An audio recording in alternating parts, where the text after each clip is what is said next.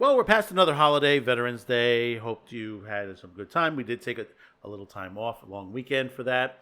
The election is over. Thank God for that. We can move on and continue to fix our country because there's a lot going on. We have a video on that coming soon. But today, we're going to talk about the holidays. We're going to talk about Christmas. Yes, that's right. Those of you out there are like, oh, come on. We're not even at Thanksgiving.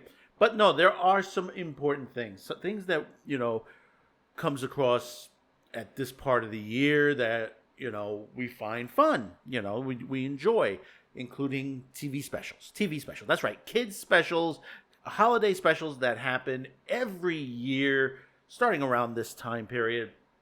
But there is some good news and some bad news. For many years growing up, I grew up watching the Rankin and Bass specials, Rudolph, Frosty, many of the others that come across the line. Well, Rudolph and Frosty and many of the Rankin Bass have been running on the CBS network for many years now. For about 50, to be exact. Times do change and agreements do get renewed. And it seems like the Rankin and Bass stuff will be moved over to a new network, NBC to be exact. So NBC will be seeing the Rudolph and Frosty specials this year. But one thing that it won't be on, besides CBS, is you won't see it on streaming. What are you doing? You're not leaving. Linda, you heard him. Yeah, yes, ladies and gentlemen, you will not see the specials on streaming unless you're going the way of a bottle of rum, if you could say ho, ho, ho.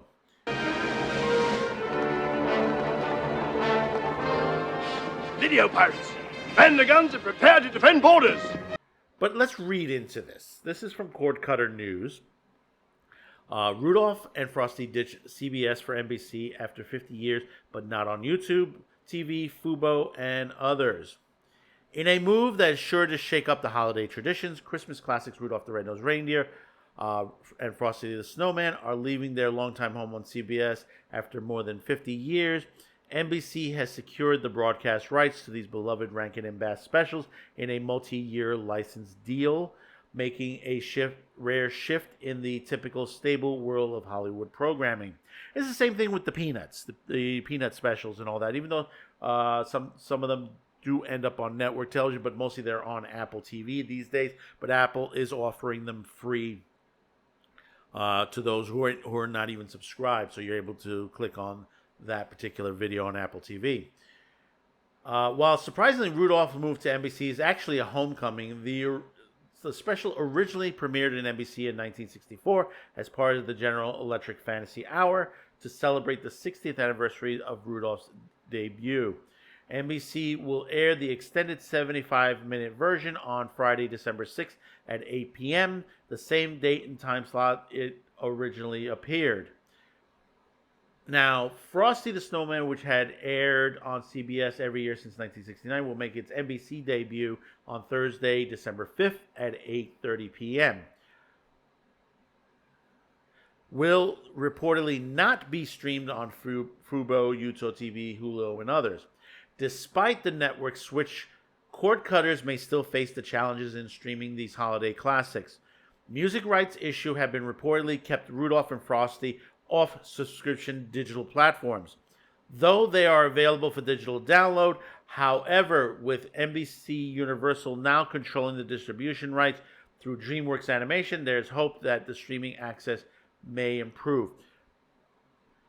The shift marks a significant change in the landscape of holiday television programming. CBS, once dominant in the holiday specials, has seen its lineup dwindle in recent years. Charlie Brown Christmas moved to ABC in 2001 and later to Apple TV in 2020, and NBC acquired How the Grinch Stole Christmas in 2015. NBC acquisition of Rudolph and Frosty further solidifies its holiday programming lineup, offering viewers a nostalgic and festive viewing experience this Christmas season. While the move may disrupt some long-held traditions, it also promises to introduce these beloved classics to a new generation of viewers. Now, also, the thing about it is, I believe it's still available out on DVD out there. I don't think they've done a 4K restoration as of yet. I know there are box sets where there are multiple of the holiday specials. Same thing with the Peanuts. I believe the Peanuts is becoming more unavailable now these days. They're not printing new updates to the inventory. Probably the same thing will happen with the Rankin Bass stuff. But you look at this, and the thing about it is, with NBC, here's the one thing, and then with Peacock into the fold, the basically the ratings have been dwindling on NBC of late, and that's including their news networks, their broadcast. Peacock, basically they've been dropping, and the thing about it is, you're seeing more an emphasis, especially in Peacock, towards sports, and basically, inadvertently, I think they're turning themselves into a sports network, and we have an article on that coming soon as well. Cord Cutters has seen this as well, because the thing about it is, there's been a shuffle in the sports networks on there. The popularity of ESPN is dwindling away because basically, when you add that political stance, even though NBC has that same political stance, but you add that political stance into sports, it kind of kicks away the sports viewer. That's what Warner Brothers is trying to rebuild with some of their networks on there. True TV and some of the other TNT. They're trying to reshuffle theirs to bring their viewers, even though they've lost some of their licensing, like the NBA. But as far as the holiday specials, and it's all.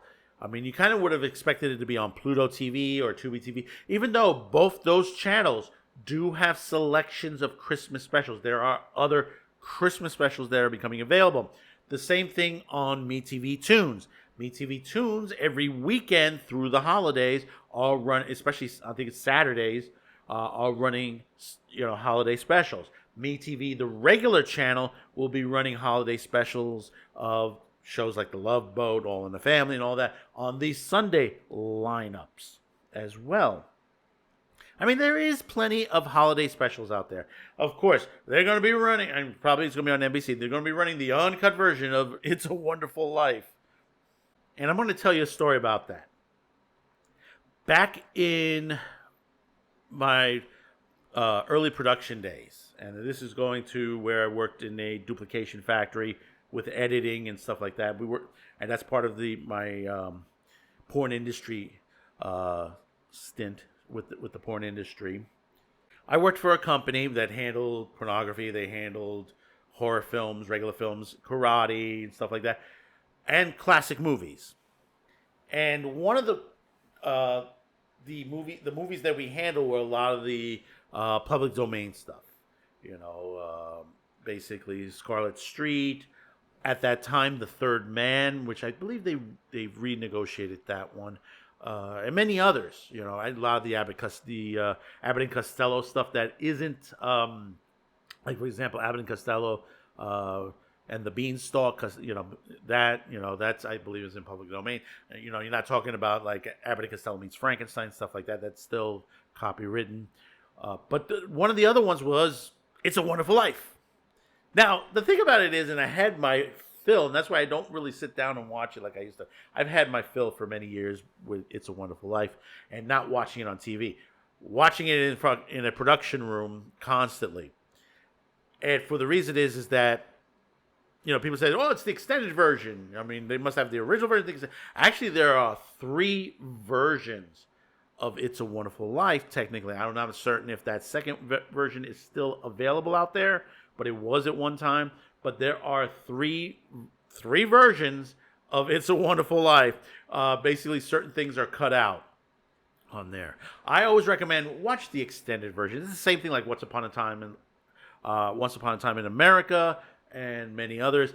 Never watch the condensed theatrical version. Go for the extended version because sometimes there are scenes in there that make a little bit more sense, especially like movies like It's a Wonderful Life, Once Upon a Time in America, as I said before. I mean, they cut out like It's a Wonderful Life. They cut out pieces of his childhood on there, so some things are missing.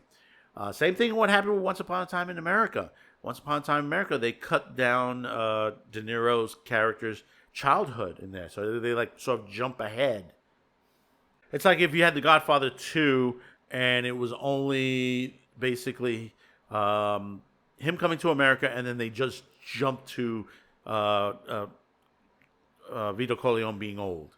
That forget the whole Robert De Niro section of it. And you notice that Robert De Niro, 2 movies that have long versions of it, Godfather and Once Upon a Time in America. But getting back to the holiday stuff. I mean, there's a lot of great stuff out there. Grinch Stole Christmas. I always loved the original. I mean, Jim Carrey did a great job on that. I know there's another version coming. I think there's another version coming out this year, animated. A brand new one, which I think Jim Carrey is voicing. I'm not certain if that's correct on there. I have to look that up. But there are other new specials on that. Some of them will be okay. Some of them will be bad. You just don't know, when in this political climate, on when stuff that's made for children, that basically they're not putting a political spin to it. Because, and they criticize Dr. Seuss. They criticize Rankin and Bass. They said, oh, it's just that, they have this particular thing that's going on and that particular thing that, we can't have that. We can't have this particular character do this, and we can't have this particular character do that. But the thing about it is that this is stuff made for kids. I'm sorry. It's a family situation. If you don't like it, you don't like the elements, and you make up things that, you think is, oh, this is this way and this is that way. No, don't watch it. You don't have to watch it. I grew up with it. Didn't hurt me. Didn't hurt the generation around me. But yet, in this political atmosphere, they want to make these all disappear. Now, the other half of this, music rights. This has been going on for quite some time, and this is something that has to be fixed. With contracting with a lot of these, I mean, I'll give you a perfect example. The Drew Carey Show, now just recently, is now available on streaming for the first time ever. Now, it has been available on linear television, on some of the comedy channels. It's because the contract for those still continues that it can be replayed on network and independent stations. When it comes to Blu-ray, DVD, and streaming, those contracts need to be renegotiated. In other words, everybody wants their hand out, especially the music industry. So now Drew Carey, because they've resolved that, you can watch it on Plex TV. Yeah, that's right. If you haven't seen my other video on it, Drew Carey Show is now available on Plex. So you're able to see all the seasons with all their music. But on the other hand, and I'm not certain if they have resolved it yet, Supernatural Season 1's music is under a rights situation. So in other words, if you go to, I believe Netflix is still airing it on their streaming site, the first season, the music is all wrong. It's all been changed, or it's not even there. Season 2 and above, yeah, it is. As far as that, and so far I haven't seen any word yet that the Supernatural TV series has resolved their music rights to that nature. But like I said, this happens all the time. As we go forward, I think most of these studios need to go back with a lot of their older stuff. If it hasn't reached public domain as far as the music and the particular programming or movie, they should negotiate now. Just to kick it off, because streaming is becoming big. Classic television channels are becoming very big, like MeTV, and I think it's time that we do fix this. It is correct. Having the handout, and and I'll tell you with the music industry, because they're vicious, versus putting the program or movie that people enjoy, constantly, there's got to be a way out for everyone to be happy. Burdening the production by putting so much, they say, we got to put this much on there. It's not going to help anybody. As far as rights issue, the actors, actresses, production, I mean, their royalty rates are low, if you want to go into that direction. Some people don't make much on that, or none at all. You can ask the cast members of 1970s and some of the 1980s shows that they don't get royalties for their programs from that time period because it was never really a thought process that you're going to repeat the TV shows. So, Rudolph and Frosty, you'll end up seeing it on NBC. No streaming for it. DVD rights, who knows what's going to be like that in the future for it. They might be yanked. You never know. So comment. Let me know your thoughts about this. Don't forget to hit that like. Share this video. And hopefully today's the day I earn your subscription. That little button down there that says subscribe. Yes, that's right. And I just want to thank those of you who have subscribed to this channel. There are thousands of videos out there you could have chosen, but you chose us here on CuteCast TV. We really do appreciate it. So until next time, thank you for tuning in, and happy holidays and Merry Christmas and Happy Thanksgiving and whatever you want to say. Bye-bye now.